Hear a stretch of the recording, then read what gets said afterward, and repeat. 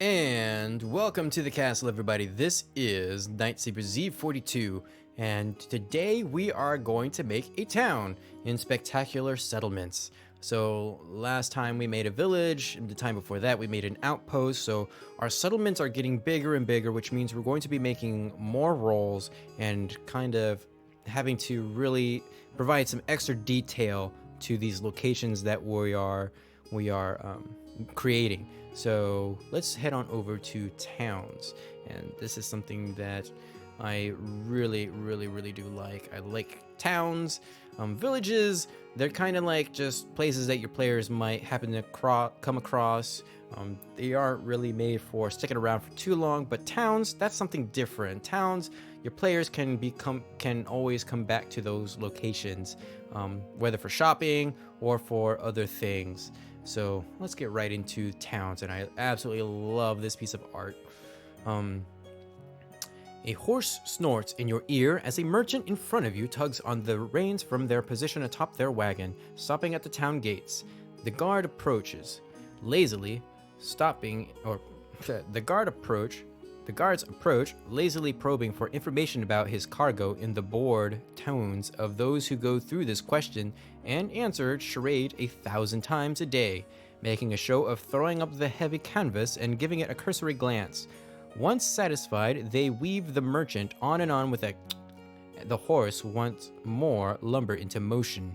The iron-hooped wheels clatter along the cobblestones as the cart maneuvers through the narrow streets and out of sight. Here we are, towns. We get the same overview. A town, unlike a city, and certainly unlike a capital, is nimble, if you could call a settlement such. A town can spring up in places a city simply would not fit or function.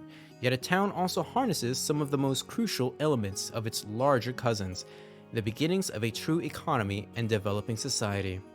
So, hopefully I'll get some better roles. I wasn't quite nearly as satisfied with our whole villages, but then again, I'm not really one to use villages in my games. I would use a town maybe and just have it at that. So here we go. Modifiers to watch for included locations, which feature shops, points of interest, and community. So let's roll the D8 and see what we have first. We have a port town. All right, I can work with that. The town established itself on the water where none had done so previously, sprouting warm piers and roads taken by merchants and travelers alike. This does give us some modifiers. Or actually, no. The environment your port is in, is that going to be in a river? I was actually really hoping for coast. Okay, yeah. So it's going to be a river town. And actually, this will be something I'll leave up in the air. Because depending on where you want to put this, like if you already have an established map like I do, and you don't have a lot of rivers drawn on that map, you might kind of be hard pressed to put this somewhere. So I will leave it as river, question mark, coast, question mark. I will probably end up putting this on a coast. I don't know if this is going to affect anything else. I'm pretty sure not. So what is the priority of this town? Let's see. 1. It's a military town. Oh yay, back to the weary and dreary stuff. Actually, the town prioritizes defenses and law enforcement.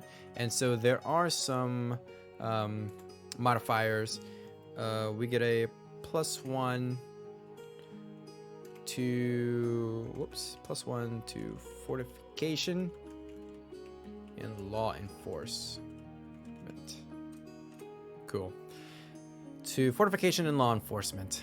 So you also have government, production, economic, religious, and magic. And from this point forward, if I'm not mistaken, we're always going to have a priority for the settlements that we're creating. I know in the capitals we definitely had this. If your priority is production, no, remember to roll a d4 for that. So for production, you roll a d4 instead of a d8 on the specialty chart. Can be modified. Use the box ability to find out. Oh, okay. Well, it would have been. I probably should have read that a little bit before. So we get a +1 to fortification and a +1 to law enforcement. So that just means that this place is going to be a little bit more guarded than your average town. There's going to be less crime because our law enforcement is going to affect our crime rate. And fortification is also going to affect something as well. So let's see what kind of specialty we have. The town specialty is the main thing it is known for. So we get to roll the d8. We got a 3. Industry. Okay. So rolls 1 through 4, if we had a specialized town, would have been craft, farming, or resource gathering, industry, or a unique shipping method. And so the things that you would not get if your priority is production would be connections, drink, education, and hospitality. So we have industry. This town is known for certain industrial processes, such as milling, textiles, or smelting. We get a free location. So we're gonna roll a d6 on that. Got a 2. We get a mill. So I'll just write that here. There's a mill. So I have to remember that later on.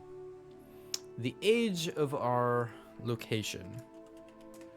We have a 5. So it is a mature location. The town has been around for decades. And may have developed some sort of reputation, depending on its community. Which is a great show, by the way. If you've never seen Community, I would highly recommend it. I watched all 7 seasons in the entirety of 1 week. Yeah. We got a +0 to density roll. Oops.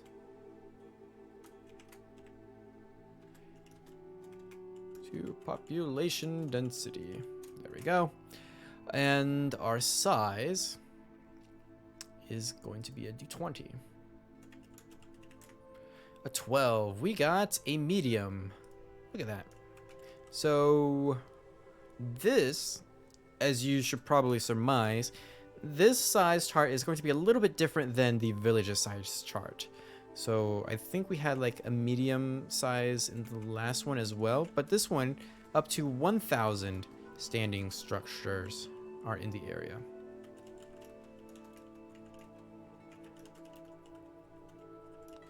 And is able to support around 4,000 people. So this actually does give us a modifier. This gives us a +1. Oh, no, I'm reading the wrong one. This gives us a +0 modifier to population overflow, which is something that we will talk about in the community aspect. Okay, so let's move on to conditions. Oh, I really hope it's not poor. We have moderate. Okay, I can make that work. So we got moderate structures. And how about this? I will actually be smart for once because that's quite a lot. I'm just going to copy and paste. See, I can use my brain sometime. So structures seem sound enough, though are perhaps not attractive. It is likely that most homes keep occupants dry. Roads are relatively clear, if not clean. The smells are not pleasant, but tolerable, and this gives us a +0 to the population wealth. Next up is our environment. So where does this location take place? It takes place in a swamp.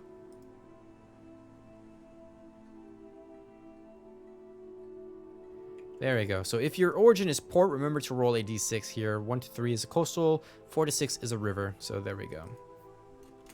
So let me go ahead and change that. It's always good to read all of the little tool tips. Prosperity. The town's degree of success. So let's roll the d20. We got an 8. Ooh, mildly successful. Priority. Oh, I'm looking at the wrong one. So, the town has attained a mild degree of success and visibility. This does give us a -1. Yes, -1 to visitor traffic.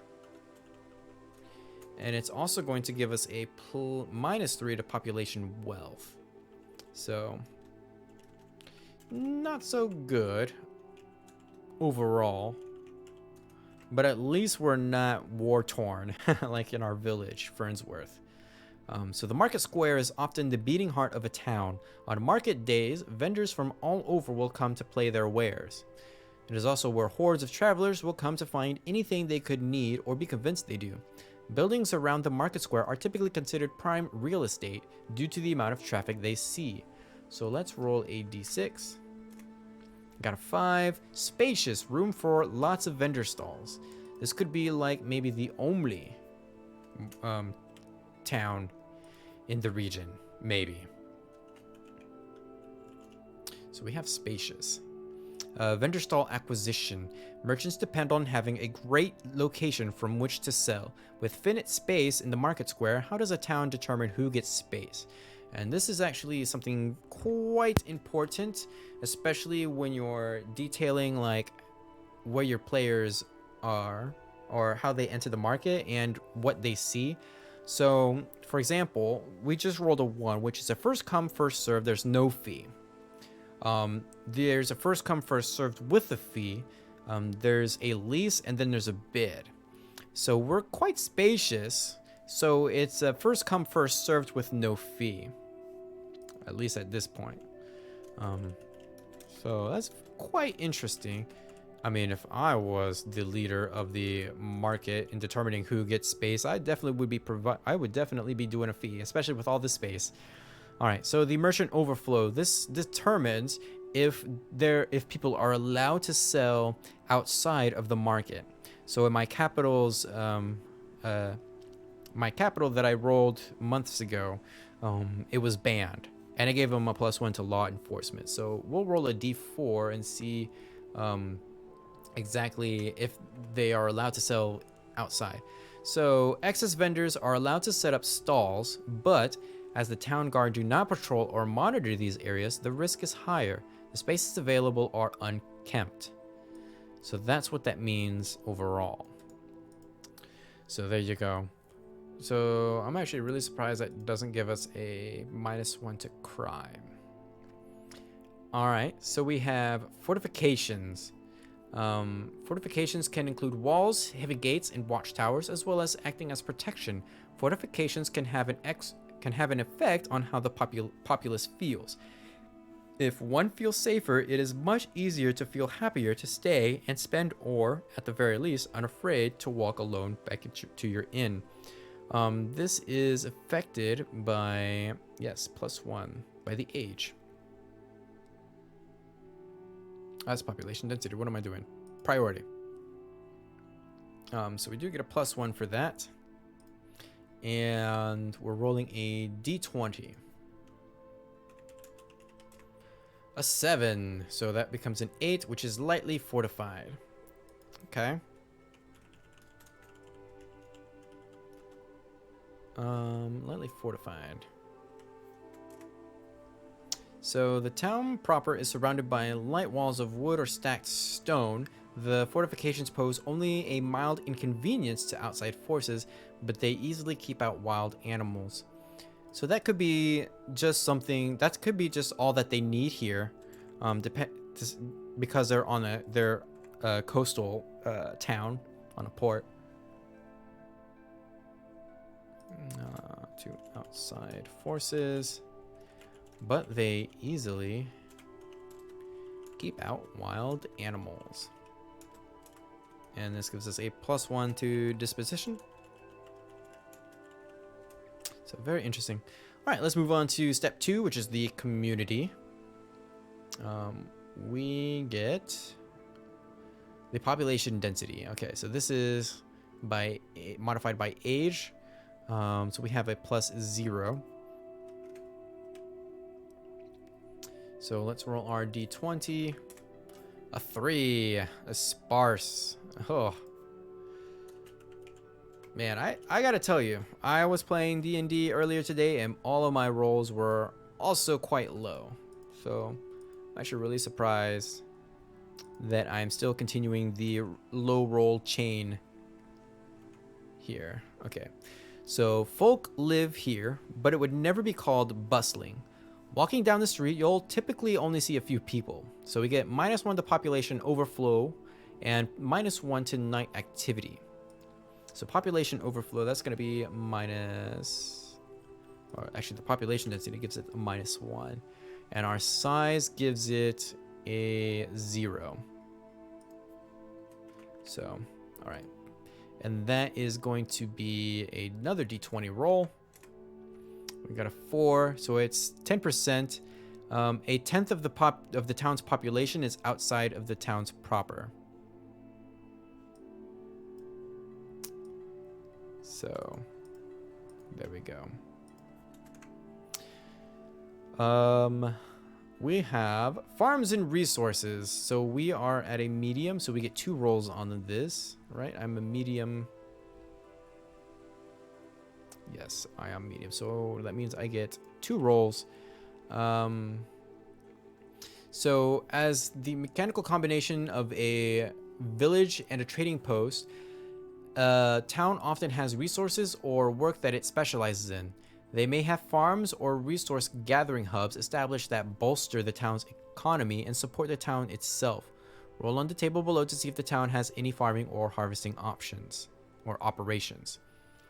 So let's roll the d20 twice. First roll was 2, none. And 18, thank goodness. We have resource harvesting. So I'm just going to go ahead and put that here on the first one.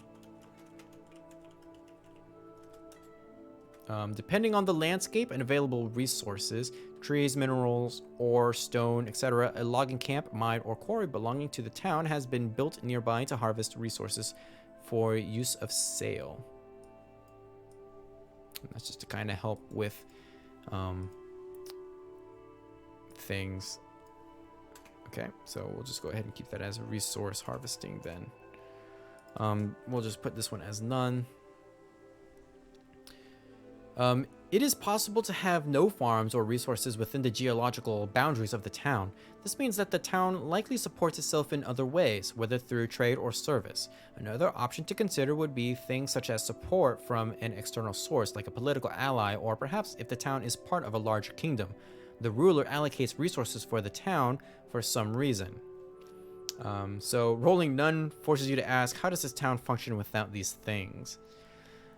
Okay, so let us continue to visitor traffic.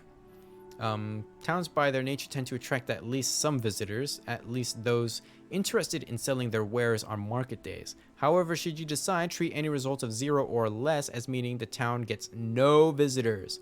This would mean that, for whatever reason, the only folks in town are the ones who live here. This is entirely optional, but usable if you'd like. So we're actually going to go ahead and roll on the d20.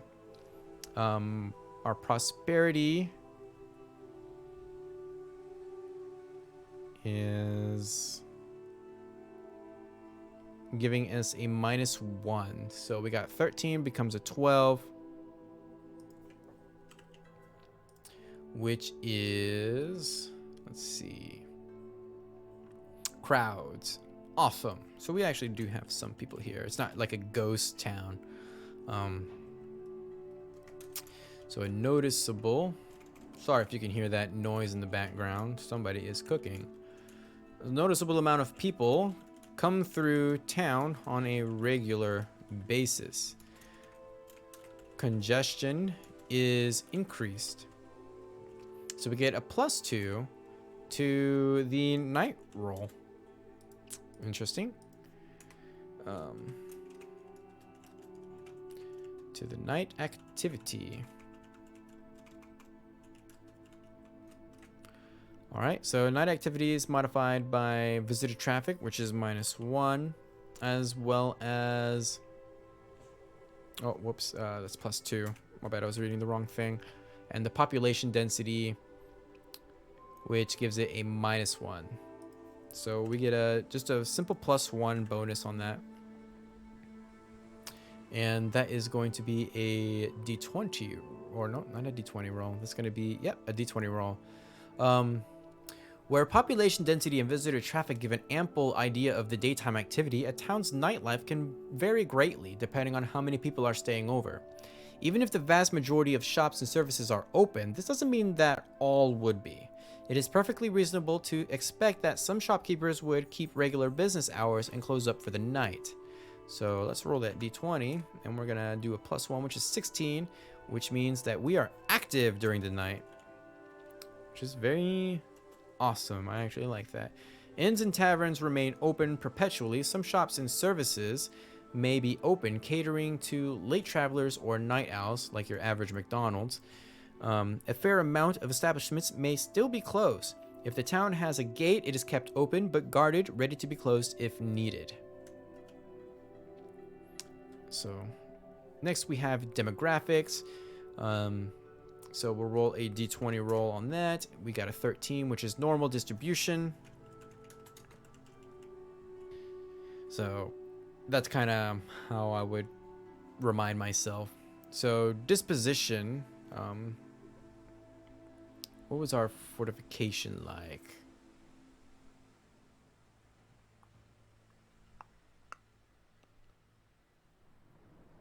Okay, so we get a +1 to disposition roll. Our disposition is a D20 roll.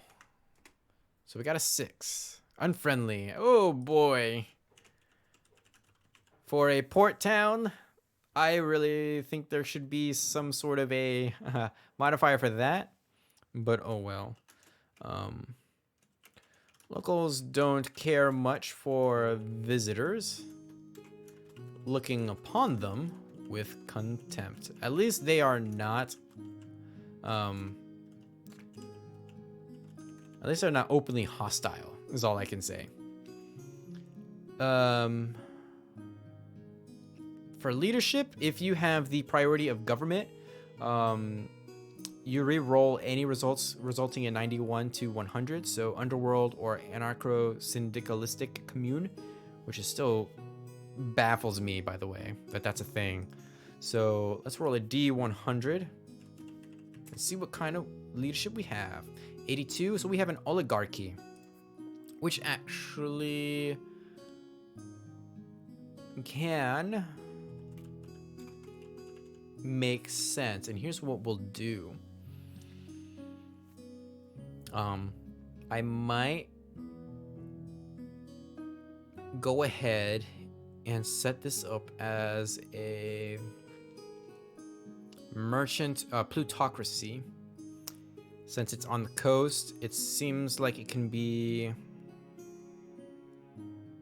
a merchant type area, but I'm also interested to see what else we would roll. So we got other small group.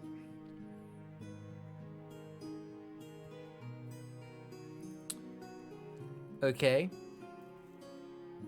Interesting. So what that allows us to do, that gives us a free location, so a non-commercial location, and we can choose one appropriate type and roll on that table. So that's quite interesting. I'm actually interested to see where that's going to go. Okay, so we have law enforcement. Our priority does give us a +1 bonus, if I'm not mistaken. Yes, +1.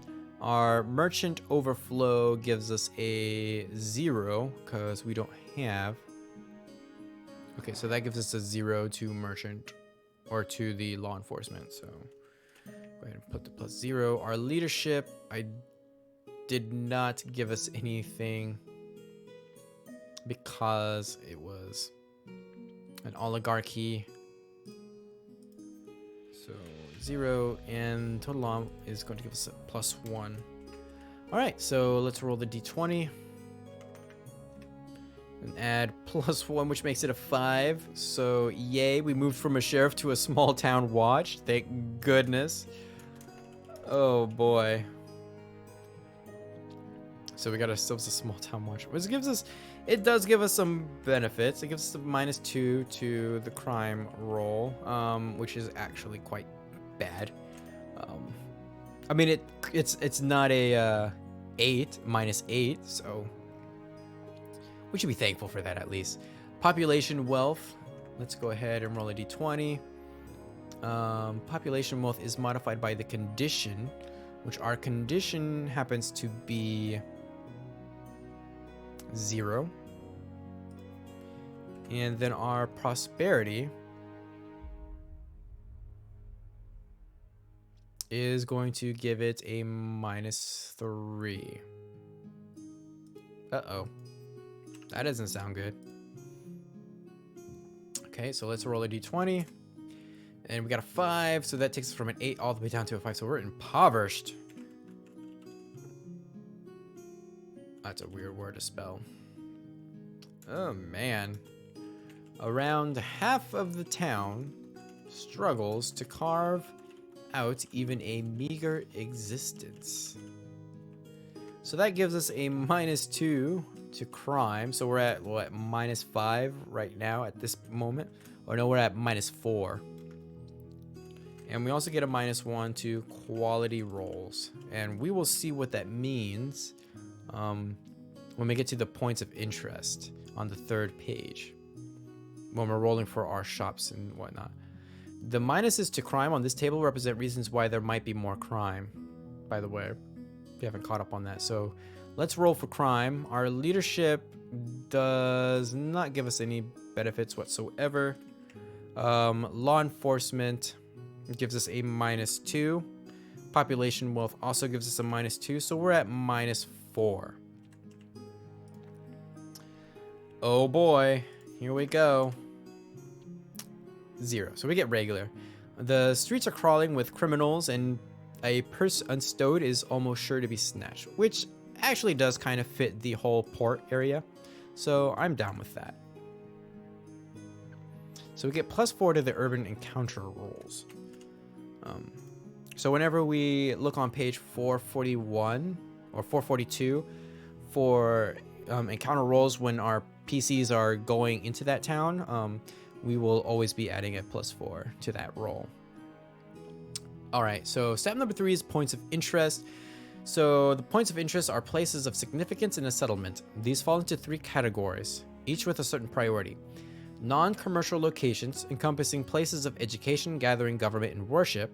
Shops prioritizes selling items before offering a service, which is like a smithy. And services prioritizes offering a service before selling items, in this case, stables. Working your way through this section will flesh out which of these points of interest your settlement has. Okay, so the first thing we need to do, we need to figure out what the non-commercial location is actually going to be our leadership. Did I get that right? Let's see.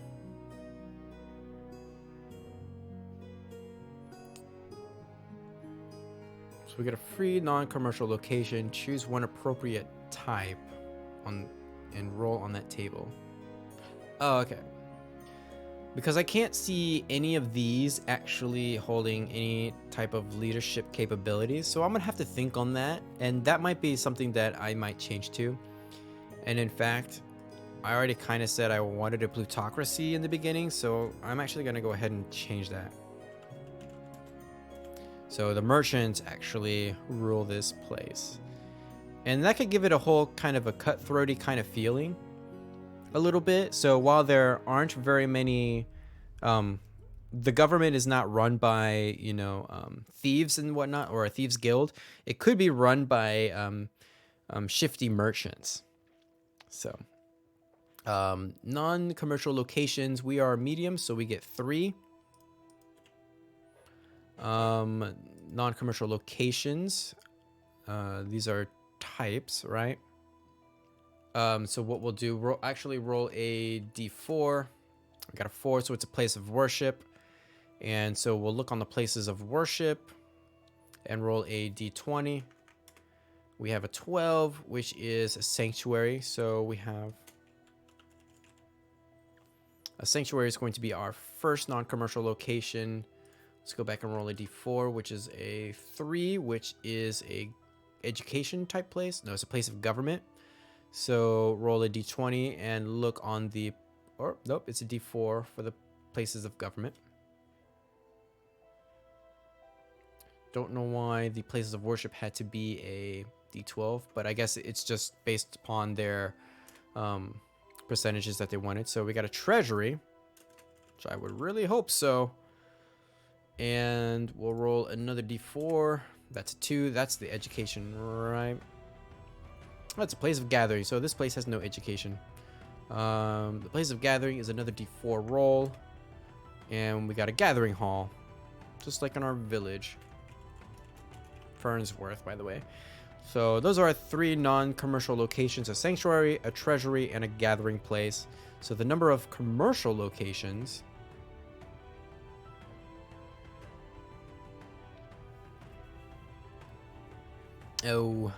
since we did roll a place of worship, we do need to roll for the fervency and all of that, which it doesn't look like. Yeah. Okay, so we're gonna have to put that in the notes then. Fervency of location is an 11, which is moderate.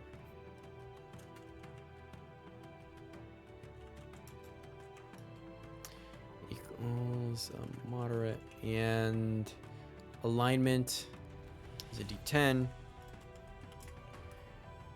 Is good. That's interesting.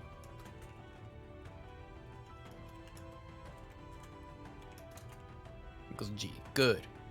Alright. For our commercial locations, each town comes with the following default locations for free: general store, smithy, inn, and tavern. We have a medium, so that means we get 8 commercial locations to work with here. We can also roll for quality.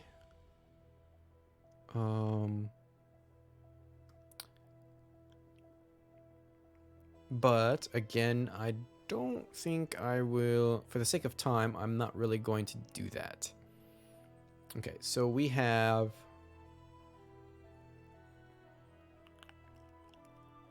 alright, so we need to roll this 8 times. There is a distinction between shops and services based on the primary function. Roll in a shop or a service table below. The amount of times you roll is equal to your results from the commercial locations table. This will result how many of your locations or shops and how many are of service. So let's go ahead and roll the d6 8 times. So we have a service.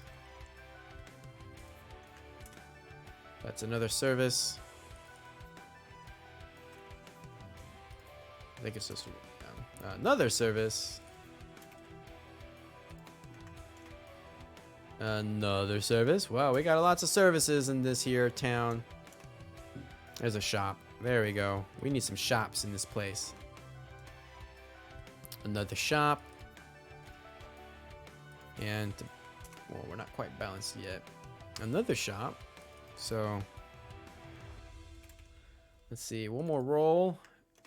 And we got ourselves a 5th. Our 5th service. Okay, so from here, what we'll do, we shall roll on the shops table, and then we'll roll on the services table. So we got ourselves a D100 that we'll roll 3 times. 20 is a general store, another general store. We have a 31, which is a smithy. Okay, how about this? We're not going to roll another general store or a smithy. I don't want repeats of the same thing. But a cooper is something that I'll take. A cooper is somebody who crafts wooden materials like barrels, other things like that. I'm not going to have ourselves another smithy. Sorry. Give me something good. Something else. A rare, liberations, and fair. I'll have to actually decide what that is.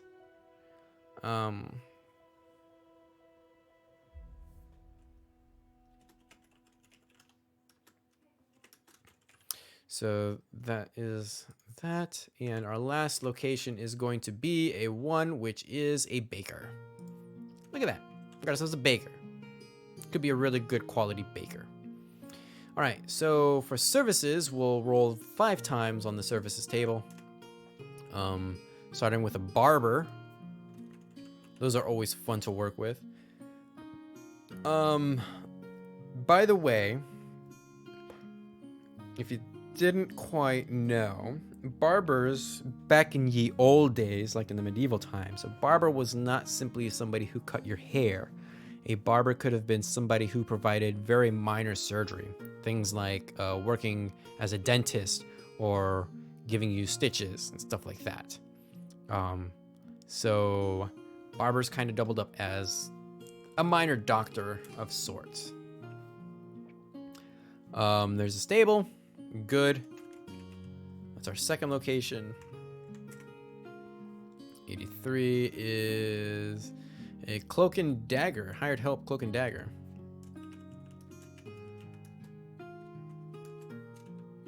C and D for cloak and dagger. Nice that we have something like that. 84 is the same thing twice, so we're gonna go ahead and re-roll that. A 13 is a bathhouse. Get rid of all those stinky people. And our last roll is going to be 94, which is no, it's a arcane academics. So we got arcane.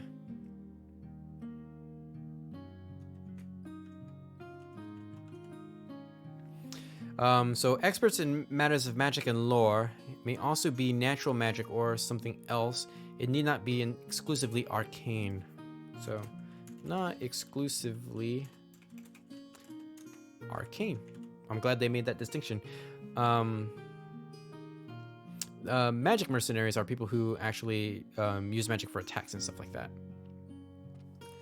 All right, so we've gotten our services. We can do quality. I'm not gonna bother with that, but for our hired help, I do need to roll for how many people are in that group. So for cloak and dagger, we have an individual person.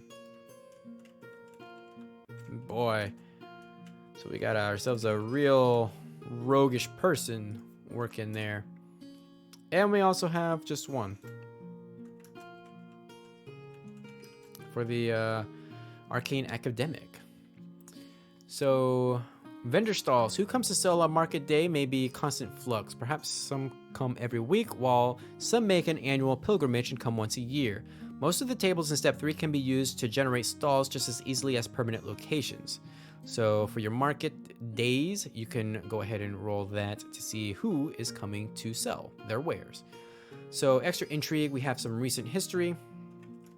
So let's roll a d8. We have 2. This is modified, or this is not modified by anything. By the way, for the quality, we are affected by population wealth. So if I do intend to use that in the future, or if you plan on intending to use that to roll for quality, it is a -1 to your check. So for recent history, we have pickpockets. Of course, why not? Those tricky pickpocketers. Maybe it was our individual cloak and dagger hired helper. So we'll just go ahead and copy, and please let me copy and paste. There we go. Noteworthy official. A settlement becomes more complex. The need for administration and individuals able to manage it becomes more apparent. Whether these people do a fair job of it is another matter altogether. So this is going to be somebody who is an official who's kind of known in the area. So we'll roll a d8. We got a catch pole. Catches and brings in debtors. Oh boy. For the many people who have vendors and stuff. So catches and brings in debtors. And he is going to be... Whoops. Let's see. Committed. He's a committed catch pole. So you won't be bribing him as easily. Utterly committed to the job. Truly feeling it is of vital importance. Oh boy, you're gonna have that one police officer who's like does his job so like that's all he does, like his job is his religion. So market day. As the nucleus of the thriving town, the market carries with it a special responsibility. It must facilitate vendors from near and far buying and selling, but must also entertain and delight and offer excitement worth coming back for. There's always a chance for something special to show up on market day. What might there be this time? So, market day events. This will be something that I would roll separately when my players actually get there. We have our rumors table and then creating NPCs. And then of course at the end of this chapter, we have some sample towns to just plug in and play with. So that's gonna do it for our meager little town of Pendle, by the way. I've named it Pendle. The coastal city that's ruled by merchants, and yeah, it needs a little bit of some tweaking, but again, this PDF will be posted down in the description of this video. So if you would like to download Pendle, Fernsworth, or Duskgate Point, you can go ahead and check the description and get those for yourself and make any tweaks that you need to. So that will do it for this video. Thank you guys so much for watching. Feel free to leave a comment down below. Give this video a huge thumbs up to support the series and subscribe if you would like to see more. I will see you guys in the next video.